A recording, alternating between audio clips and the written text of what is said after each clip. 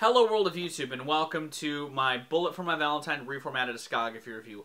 Full disclosure, you're going to see, full transparency, you're going to see differences between the background and me. Sure, it's going to stay the same, but the band decided to drop an album between when I filmed my original Reformatted review and now, and all I've done between the release of that and now, or release of that and the filming of this, is listen to the new album and find out where I would put it in their proverbial discography. But my opinions on the rest of the discography really haven't changed much. If you want to see the extended cut of this, it's linked in the description on the Patreon. But yeah, 7 albums to get to. Let's get to going. Now, I know in my original review I talked about the Jeff Killed John stuff, but to basically sum it up, it's fairly low quality because most of the songs are demos, but it's kind of new metal-y, which is awful. Still can't really beat that clip that I made. And let's go ahead and get into it. Gravity is still easily their weakest record because while it has moments that definitely feel like them continuing to pillage forth on the melodically driven, heavier sound like Leap of Faith and Over It, and Piece of Me especially sounds like vintage Bullet, the production on those songs is overbearing and obnoxious, and they also decide to chase the trend scene in the much more atmospheric, melodically driven realms, the Imagine Dragon, as friends of mine have called it in the past, with tracks like Coma and The Very Last Time, or even a track like the title track, trying to meld the two, and they also do not work by and large. And that's ultimately this album's biggest fault, is there are elements where they're trying to retain their sound, the writing is still just as bad as ever, but the moments where they try to experiment clash with those elements, and because the production of those songs has a particular vibe, the rest of the record sort of has to meld with that, and it just creates this really harsh experience that isn't pleasant to listen to. While I typically try to keep things in context of a band's discography, you know, there's some elements in a lot of my reformatted reviews where I'm like, if you like this thing, check this record out. Or if you like this band's sound in particular, get to this point eventually, as far as that part of the reformatting goes. But as far as Gravity is considered, whether you like Bullet For My Valentine or the melodic metalcore roots that they had, this is not a point that I feel like you should really get to. It's a really rough listen. Because of that production, even if you like Matt Tuck's writing, for as cringy as it can be, it just sounds played out by this point in their career. You know, while I'm filming this, it's gonna be far off before it drops. I don't think they'll drop a new record in the meantime because, well, this record was such a floundering release from all the critical reception that I'd heard. I don't know any Bullet For My Valentine fans nowadays, so I can't gauge their reception on it, but I doubt they'll have something anytime soon because this just sounds like them resting on the weaker parts of their laurels while expanding and experimenting with trend-chasing concepts that just don't add up to me personally. A total stranger.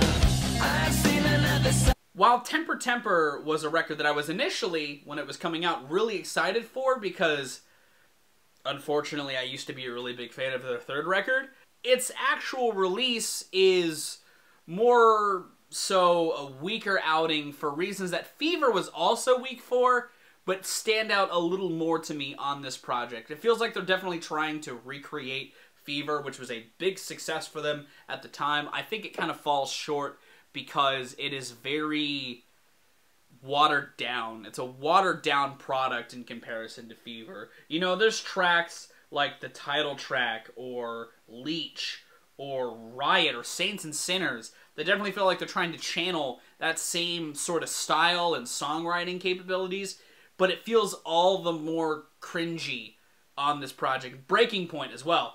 I can't believe I fucking forgot about Breaking Point. The opener is like one of the worst offenders. It sounds like a temper tantrum in the form of a metalcore record.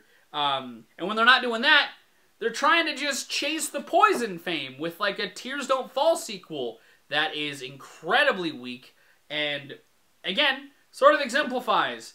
While the Poison didn't have great writing, this is like all the more derivative and watered down for trying to recreate any aspect of their sound that really worked. And I don't know why they really tried to do this, because one of the things that really gave them prominence, at least early on, was their ability to sort of grow and evolve in their own trend-chasing way. But this record, it just feels like the diet version of everything they've done so far, with all of, again, the fallacies that Gravity has, highlighted more so because the rest of the band isn't really doing anything new on this project. It was the first time when this band was releasing new music that I was really disappointed, and as time has gone on, that disappointment has just turned into disgust, because similarly to Gravity, I just don't really feel like this is worth your time. You know, maybe if you like Fever, you'll enjoy parts of this project, but I personally,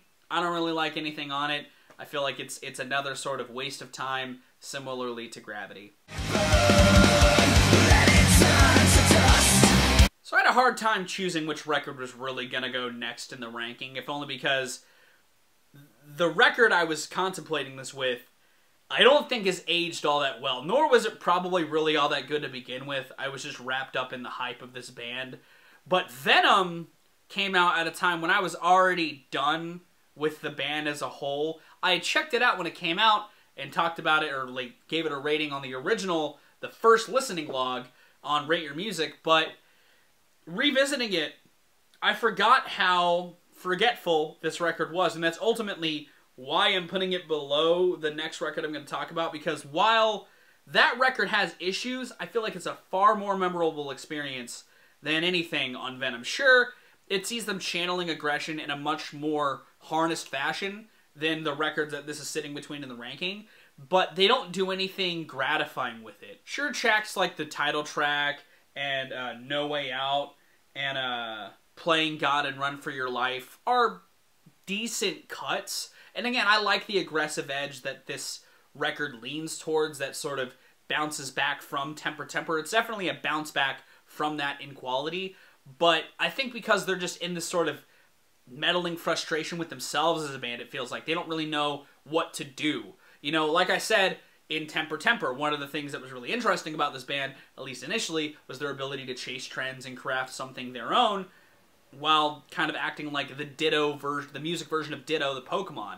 You know, but on this project, I feel like because there was nothing going on that captured their interest musically, they just sort of made a by-the-numbers heavy record that doesn't have much going on in it. I definitely feel like more so than the last two records, this is at least a decent cherry-picking experience, if only because there may be some tracks that stand out to you if you like what this band is doing sonically. I feel like there's at least a point of interest here if you like what this band has going on. If you like their aggressive tendencies from the Poison or Scream Aim Fire or even Fever, you'll like components of this project. And again, that aggression bites through in a way that stands above even the next record that I'm going to talk about. But even while spinning this a couple of times, this record is still forgettable as fuck. And that's ultimately its biggest downfall.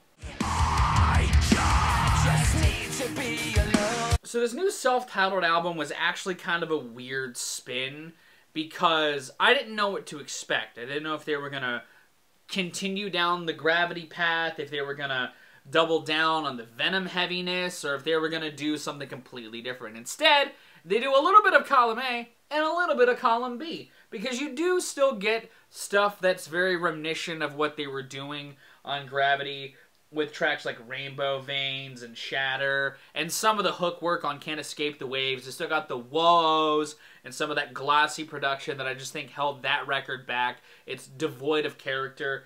But they pair that with heaviness, not necessarily like Venom, but it's at least Venom adjacent. It's them still trying to, I feel like, reinterpret what bands like Trivium have been thriving in for their last couple of records, but not on their newest record. I don't know. This record, I enjoy components of more than the sum of its parts, but I don't think it still really hits a point that I think is better than anything in their first run of albums. You know, I think that, sure, the heaviness on tracks like Parasite and on Shatter and Death by a Thousand Cuts at least feel a little more harnessed and feel a little less, I don't know, bogged down in monotony. They're a little more memorable. Some of the solo work on here I feel like is a bit more memorable. Some of the other moments, like their bass lines, I feel like are produced a little bit better, like on tracks like Can't Escape the Waves or Bastards. But there's this run of the record that I think is just really, really dull and forgettable. And it's from Bastards through really Shatter. I don't like Shatter all that much, or Rainbow Veins. I feel like them dipping into that stuff from Gravity really bogs this record down still. I think it's better than Venom, as you can see by where it is in the ranking, because I feel like it's a little more memorable, but I feel like even the hooks on some tracks like Can't Escape the Waves don't hit the same highs that they do on the record that I'm going to talk about next. Sure, that record's a bit cringier, but, I mean, it's still memorable in a way that still there's components of this that just are not hitting. I do think that they're still refining that heaviness in a way that I think works for them, but I feel like they're still kind of swept up in this identity crisis as a band. They don't really know where to go, so they're just kind of dipping their toes and everything and satisfying nobody as a result. I feel like if you enjoy Venom, you'll enjoy pockets of this. I could see this being a cherry-picking experience for some people, but I just think that there's this string of this record especially that's just incredibly dull. I think Bastards is another really boring, heavy track, which is not normal for them to create something this dull, but I think that the drums in tandem with the vocals don't really add a whole lot to the track itself. I don't know. This record, when it shines, it's got a bit more to show off, but it still kind of is buried in itself in a way that I think is kind of a frustrating listening experience, for sure. So if you saw this on the Patreon, if you're a patron itself, last year when it came out on the Patreon, or now, as it's on the Patreon, if you're watching the Patreon cut, time is weird, I did a reaction to my review of this record because I knew I used to really like Fever.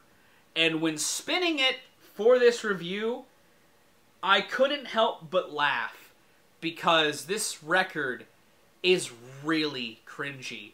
The writing on this record is so very bad. While I get what I liked about it at the time, similarly to bouncing back from Scream Aim Fire's more melodically driven sound, that bite and aggression that had on elements of Scream Aim Fire felt like it was more prominent. The guitar production really drew me in as a teenager, but as a guy encroaching on his 30s, this record is shitty.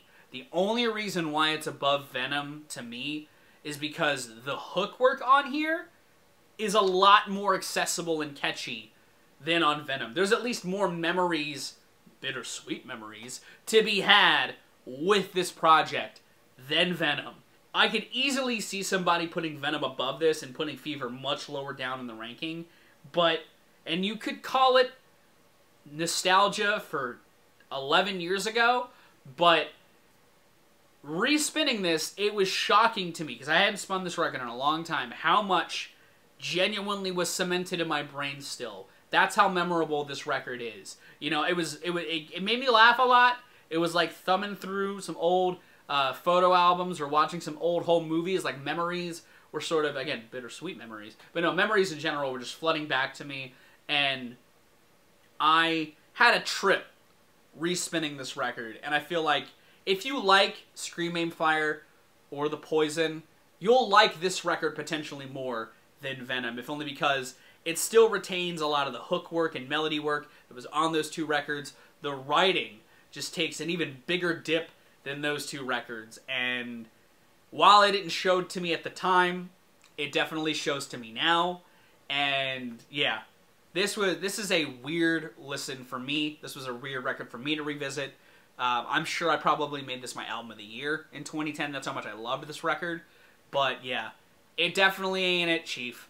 And if it's not a stepping stone record, it's at least a cherry-picking experience for those listening to it now or trying to get into this band. So again, as an angsty teenager, I didn't necessarily like the melodic focus of Scream Aim Fire, but revisiting it years later, I feel like it's a much more cohesive, or at least better written experience than Fever was. There's no stripper anthems on here. Instead, there's werewolf-related songs. There's tracks like Eye of the Storm and Scream Aim Fire that see them continuing to craft poppier-leaning hooks that I think are better utilized for this band. They don't need to be the heaviest band ever. That should never be their MO. They should just write melodic-leaning, metalcore-tinged songs with decent hooks. Plus Benji from Skin Dread's on this shit, and that's awesome. And that's what Scream Aim Fire is. You know, this is them definitely trying to be Trivium for a record. And there's nothing wrong with that. You know, I feel like the boisterous, amped-up choruses definitely work well in their favor. Some of the solo work is decent. And even the ballads on here aren't awful. Forever and Always is a decent closing track. Say Goodnight, while still a little cringy, is a moderate ballad as well. This is a much more competent, less cringy record than Fever by a decent margin. And I feel like the biggest strength that this band had was looking at the Poison and just dolling it up a little bit. While I obviously like the Poison a little more, I feel like if you like the Poison, this is a good next listen. If you want something a little more melodically leaning, even though the Poison still has a lot of melodics in it, the hook work on here is much more of a focal point. And again, the band kind of benefits from that attribute wholeheartedly. It's nothing super top tier, but if we're comparing the band's catalog as a whole, Scream Aim Fire has aged much better than Fever or anything that came after it. You know, and it's, again, it's a decent point of interest. It's a decent starting point, maybe even. If you like melodic metalcore, start here and work around their discography. The writing isn't as bad on here as it is on other parts of their catalog, and you could do worse, I guess. You could do better, but you could easily do worse. When you're feeling like... Yeah, the Poison is just... It's that record, man. It put them on the map for good reason. The riff work on here is pretty solid. Again, the hook work isn't bad on here. You know, the initial run from Her Voice Resides through All These Things I Hate Revolver on Me, it's just bop after bop after bop after bop after bop. Like, it's a lot of really tight riff work, good choruses, and writing that isn't as cringy as anything else they've done in the past. I would never say Matt Tuck is a great songwriter. I may have 11 years ago, 12 years ago, but as it stands in 2022, 2021, as of recording and posting this on the Patreon and YouTube, Matt Tuck sucks as a songwriter. Just flat out. His lyrics are very over-dramatic, but the hook work isn't bad. And on this record, similar to Scream Aim Fire, it's pretty good. When the hooks are here, they pop. And I think because the focus is more on the riff work on here, I feel like that's why I would say it's less of like a poppier leaning record. But the hooks that are here, great. Like, they're actually really, really catchy in a good way. And the back half of the record, while I feel like it's a little less catchy, it's still really solid. You know, I feel like it's easily the tightest experience. I definitely feel like while Scream Aim Fire sort of loses its footing in the middle and kind of picks itself up back on the end, this, while not as strong as the front half, the back half of this record is still pretty solid. You know, I did the micro redacted on it last year or earlier this month, depending on when you're watching this, or last month. But this record, not bad. It's the best starting point for the record. It was my starting point for the band, and it's easily the best foot this band of trend chasers could have started their career off on. Still not top tier, very much like a mid-tier record in the grand scheme of music. But again, you could do worse. And that was my reformatted Bullet For My Valentine review. What did you think about it? Did you like it? Did you not? Let me know in those comments down below. If you did like it, be sure to give it a like. If you want to see more of my music, gaming, and genre notary content, be sure to subscribe. Special thanks to my patrons. If you want to join the ranks to get early access to content, exclusive content, or to help drive the community, it's linked in the description. I'm going to get out of here, though. I've been Viral Rack. Thank you again so very much for watching. You guys have good days, lives, and situations, and I'll see you another day.